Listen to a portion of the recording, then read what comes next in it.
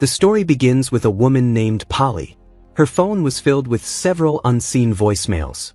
She had a lot of pending tasks piling up. Even the plants in her house had withered away and died. So Polly sat down to prepare for a job interview. But just then, a woman appeared outside her house. She had lost her way. Standing outside in the cold, she was shivering. Polly invited her inside. The woman had a bandage wrapped around her hand. She seemed extremely anxious and distressed. Polly offered her some water to drink. The woman had her son's mobile number with her. Then she asked Polly, "Are you married?" Polly said no. The woman said, "This house, it's a lot for a young woman." Polly explained that it belonged to her sister. Her sister and her husband had rented it out to Polly because they needed a house with a bigger lawn for their little daughter. But then the woman said, "I'm gonna start now." She pulled out a box from her suitcase and placed it in front of Polly. Inside the box was an hourglass. The woman said, "You are going to die tonight." Polly was terrified. She couldn't understand why this woman was saying such a thing. The woman said, "You have to do things." She thanked Polly for the water. Then she said, "Don't you dare tell anyone." So Polly pushed her out of the house, telling her she had to leave. But the woman called Polly by her name. Polly had never told her what her name was. The woman said, "I am sorry." So Polly called her mom and told her everything. She mentioned that the woman had a box with her. Polly's mom asked if there was a bomb inside it. Polly said no. It wasn't a bomb, just an old wooden box that the woman had now left in the middle of the road. Polly said she should probably call the police. The woman had told her she was going to die. But her mom told her not to worry so much. It was probably just some weird cult shit. Polly's mom told her to focus on her interview tomorrow. Polly went inside and took a shower. She started trying on different dresses for the next day. She sat down and was scrolling through her phone. Behind her, we saw something appear. This thing called out to Polly.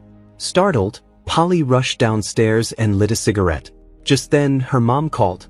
Polly said she was losing her mind. She had just heard her mom's voice. She could even smell her perfume.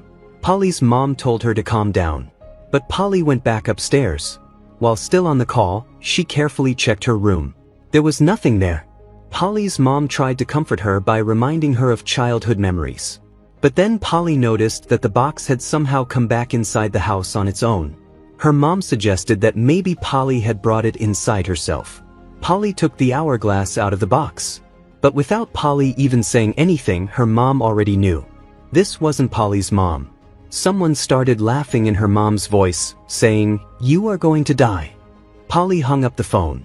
Then the doors in her house began slamming. She got another call from her mom. In her mom's voice, the thing said, "You are going to die unless you put 3 things inside that box." These 3 things were, something you hate, something you need, and something you love. Polly had to decide what these things were. But the box would know if Polly put in the wrong item. Meaning, Polly had to think carefully before choosing. She put her cigarette box inside, calling it, "Something You Hate." But the box didn't accept it. That meant it was wrong. The sand in the hourglass started falling. Polly's throat began to choke. She struggled to breathe. A key came out of Polly's throat. Polly set it aside and went to her neighbor. She needed to use her phone to call the police. But the neighbor was talking to her husband, who was at the airport right now. Polly had to wait. But then, the neighbor herself received a call from the police. Polly couldn't understand how. Then the neighbor pulled out a knife and stabbed herself. She too had come under the box's control. She slit her own throat. Polly found a message on her neck, "Don't you dare." She went back to her house.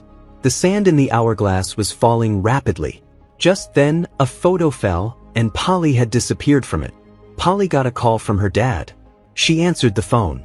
Her dad spoke from the other end. But this wasn't possible because her dad was dead.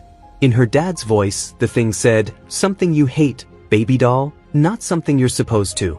So this thing knew about Polly's dad and her childhood too. It knew everything. It said, "You know what you hate. What did you lose the day I died?" So Polly picked up the key that had come out of her throat. It was the key to a drawer built into her closet. Inside the drawer were photos of her dad. In one photo, he was wearing a cross. That cross was also lying in the same drawer.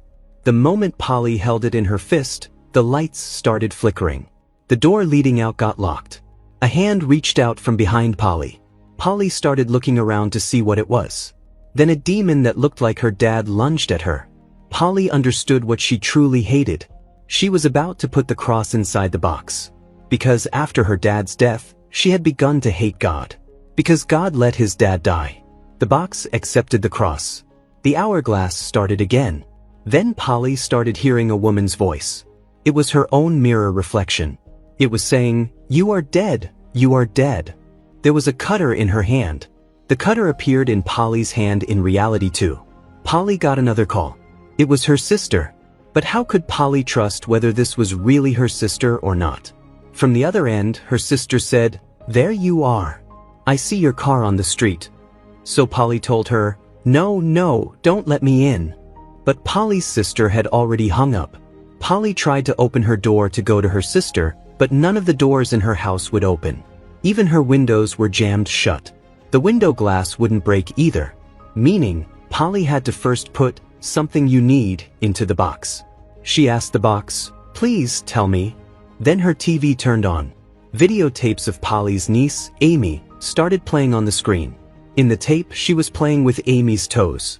Meaning, the box was asking for Polly's smallest toe. Otherwise, it would hurt her niece. Even though she didn't want to, Polly somehow gathered the courage and cut off her toe with the cutter. She put it in the box, then went and bandaged her foot to stop the bleeding. But just then, the demon version of her mom appeared.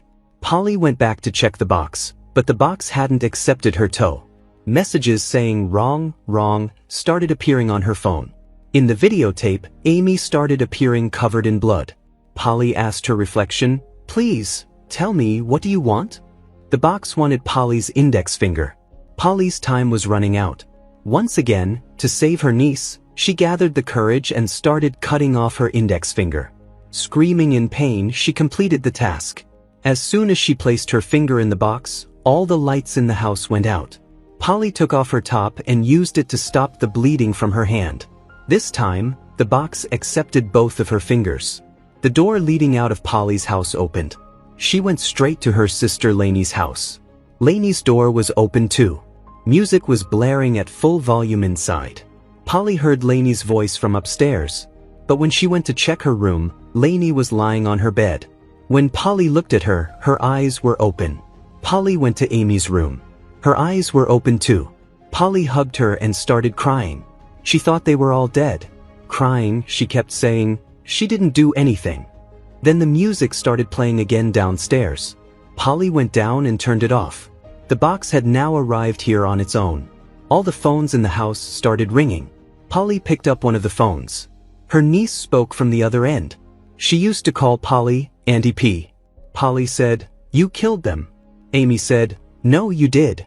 She said, "You gave what you wanted to give. But did you truly need it, Auntie P?"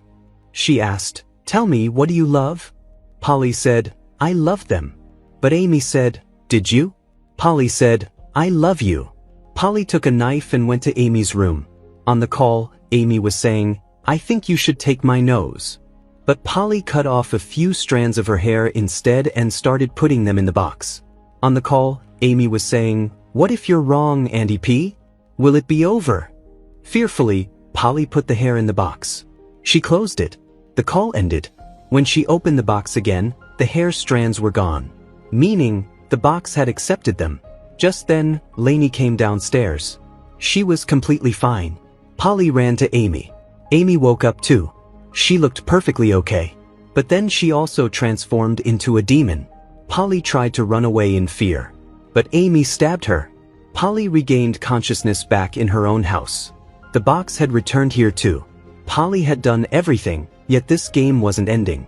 Crying, she said, "What more do you want?" She put her ring in the box. The ring disappeared. She put her locket inside. She put her blood inside. But then a hand reached out from inside the box, trying to pull Polly inside. Polly barely escaped. Crying, she kept asking, "What is left?" She remembered how that woman had given her this box. Meaning, Polly had to pass it on to someone else too. Polly went and knocked on many doors in her neighborhood. No one answered. Finally, a young girl opened the gate. Polly told her that her house was nearby. She was coming from her sister's place, but she had lost her keys somewhere. This young girl's parents weren't home right now. They had gone to a party. Polly said, "I just need to call my sister." The girl let her inside. Polly sat down and apologized to her. The girl asked what happened, but Polly couldn't tell her anything. The girl took her phone and stepped aside. So Polly took out the box and placed it on the girl's table. The girl came back and said her parents would be home in a little while. But Polly said, "Your name is Tara." She had just somehow known all of this. Tara said, "You need to leave." So Polly could have kept the box to herself if she wanted. But she didn't have the courage to do this herself, to endure the suffering caused by this box. She just wanted to stop all of this somehow.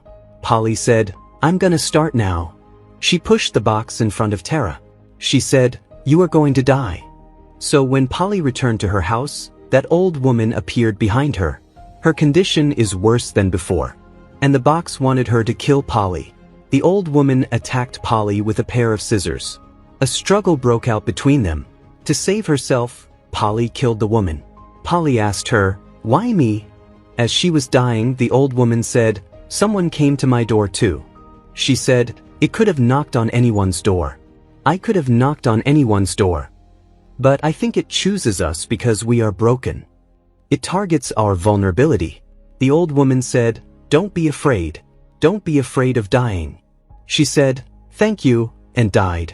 So from right here, Polly could see their meeting that had happened in the past. That old woman could see the future version of Polly. The sand in the hourglass was about to run out. Polly started hearing the voices of her mom, dad, Amy, everyone saying, "You are going to die." But Polly did nothing. After the sand ran out, the scene shifted to the next day. Her niece Amy was completely fine at home. Her sister was completely fine. But things were scattered around their house. On the other side, Polly also regained consciousness. Her index finger was cut off. But when she went outside and checked, her neighbor was alive. She went and met her niece Amy. She was perfectly fine too. While searching, Polly also reached that young girl Tara's house. Polly told Tara, "You can't play. Give it to me." But Tara said, "What are you talking about?" She didn't recognize Polly. So Polly left from there. She went to the middle of the road and lit her cigarette. Polly's phone started vibrating, but Polly didn't answer it. After a while, the vibration stopped on its own. Polly went on her way. But that girl Tara was watching her from the window. Tara had lied to Polly out of fear. Because she had the box. She had also cut off her fingers. Out of fear, she had even killed her own parents. And with that, this story ends right here. Let us know in the comments how you liked this explanation. Also, don't forget to like the video and subscribe to the channel.